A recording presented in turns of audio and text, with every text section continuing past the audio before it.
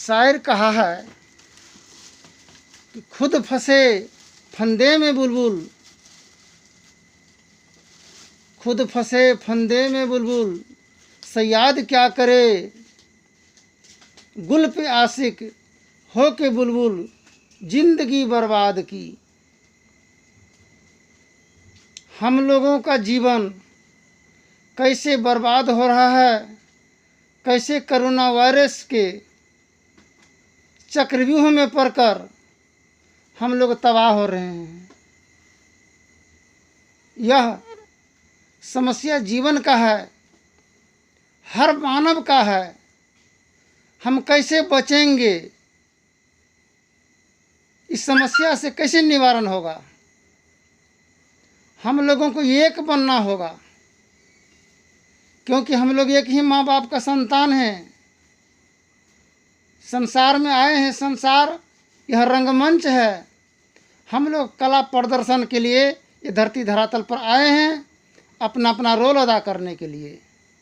जिस प्रकार नाच देखने के लिए हम लोग जब जाते हैं तो एक्टर अपना कला को प्रदर्शन करते हैं, नकली दाढ़ी बनाकर, मोछ, लिबास, पोशाक, कला प्रदर्शन करते हैं, दर्शक देखते हैं। किंतु जो डायरेक्टर होता है, जो पर्दा के अंदर से सीन को बताता है, वह कोई पोशाक का कोई लिबास नहीं होता है उसका। ठीक इसी प्रकार परमात्मा है, ईश्वर परमात्मा, उसका कोई लिबास और पोशाक नहीं है, क्योंकि वो डायरेक्टर हैं, कला को बताते हैं। जब बाप से बेटा जब नहीं संभलता है तो सोचता है कि विवाह शादी करा देना चाहिए। उदंड होते जा रहा है, विवाह शादी कराते हैं, गृहिणी के लिए, पुत्र वधू के लिए नाना प्रकार की वस्तु की व्यवस्था करते हैं, ताकि मेरा परिवार सकुशल जीवन जिए। जब पुत्र वधू स्वाभिमानी नहीं हो, अगर सारे परिवार को अपमान करने लगे, तिरस्कार करने लगे अपने वर्चस्व के लिए, तो वह घर श्मशान नरक के समान बन जाता है। जिल्लत की जीवन जीने लगते हैं। एक तो अपने फंसे विवाह शादी किए, बाबाजिए हो जाते तो एक ठो काम होता, चलो भाई कोई मतलब नहीं है दुनिया से। अपने फंसे विवाह शादी किए, बाल बच्चा हुआ, उसको भी फंसाए, उसका भी बाल बच्चा फंस कर हर पाप गुनाह करते ही रह रहा है, जा रहा है। बाप सताया बेटा को, उसका बेटा उसको सता रहा है, उसका बेटा उसको परेशान कर रहा है, उसका बेबी उसको परेशान कर रहा है। ये परेशानी की कगार और दलदल में हम लोग पड़े हुए हैं। इस जीवन से मुक्ति कैसे मिलेगा? इसके लिए संत महात्मा धरती धरातल पर आए हैं। हर प्रकार से हम लोगों को ज्ञान से सराबोर किए, किंतु कौन ऐसा ज्ञान न मिलने के कारण हम लोगों को जहाँ का तहीं जीवन पड़ा हुआ है, दलदल में फंसते ही जा रहे हैं हम लोग। इस्लाम मजहब के अनुयायी निराकार को मानता है, सनातन धर्म के अनुयायी आकार को मानता है, देवी देवता की पूजा आराधना करते हैं। सब करके देखे, किंतु मेरा एक विचार और निष्कर्ष है, निकला दिल से कि हम मानते हैं आत्म साक्षात्कार को। जो रास्ता हमको ले जा रहा है, उस रास्ता पर हम लोगों को नहीं चलना चाहिए। जो रास्ता को हम ले जाएं, उस रास्ता पर चलना चाहिए। तो हम लोगों को कौन रास्ता ले जा रहा है? आज से बताइए, धरती पर कौन ऐसा पर्व, पूजा पाठ एवं प्रकार से नहीं होता है, फिर भी परेशानी है।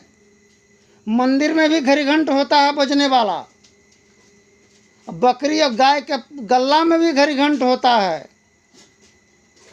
बच्चा को भी रुंटी देते हैं डरा डोर में लपेट करके। जब दुल्हन आती है ससुराल में, वो भी देवी देवता के सन्मुख जाकर घड़ी घंट बजाती है, टुन टुन टुन टुन टुन टुन। लेकिन घंटी क्या बात कर रहे हैं, घंटी का आवाज़ क्या होता है, निकलता है, हैं? ससुर का खाओ कि सास का खाओ कि घर वाला के चिबा जाओ कि अपना जिंदगी के तहस नहस क्या लो कि बाल बच्चा के जीवन को बर्बाद कर दें। घंटी यही बोल रहा है। घंटी बजाने से कुछ होने वाला नहीं है। कर्म प्रधान विश्व करी राखा, जो जस फल करी तस फल चाखा। बिनु सत्संग विवेक न होई, राम कृपा बिनु सुलभ न सोई। संत सदगुरु कबीर साहब की वाणी है कि चलती चक्की देखकर दिया कबीरा रोय, दो पाटन के बीच में साबित बचा न कोई। एक पटरी नीचे का है स्त्री, ऊपर का पटरी है पुरुष। जब दोनों बमंडर खड़ा करते हैं वर्चस्व के लिए कि हम इस घर का मालिक बन जाएं, मेरा सत्ता कानून चले, अब पति कहता कि हमारा चले, दोनों का जबकि संघर्ष जारी होता है, वर्चस्व की लड़ाई, बाल बच्चा का जीवन कोई चोर बन जाता है, कोई चंडाल बन जाता है, कोई हेमान बन जाता है, कोई कसाई बन जाता है, कोई देशद्रोही बन जाता है। हम लोग इस वर्चस्व की लड़ाई लड़ना चाहिए कि हम लोगों को मौत जो आगे है, जीवन के पीछे जन्म है, जीवन के आगे मौत है। मौत के मुंह में नित प्रतिदिन हम जाते जा रहे हैं। एक एक दिन का आयु घटता ही जा रहा है, लेकिन फिर भी हैवानियत को हम लोग नहीं छोड़ते हैं। सबसे बड़ा मजहब और पंथ है तो इंसानियत है, रहमत में रहम है। हम लोग दया धर्म नहीं तन में मुखरा, क्या देखो दर्पण में, यह मिट्टी की काया को मलमल कर धोया, कभी न झांका मन में मुखरा, क्या देखो दर्पण में। ऐनक में लगा है काजी, तो दरस कहाँ से पाई।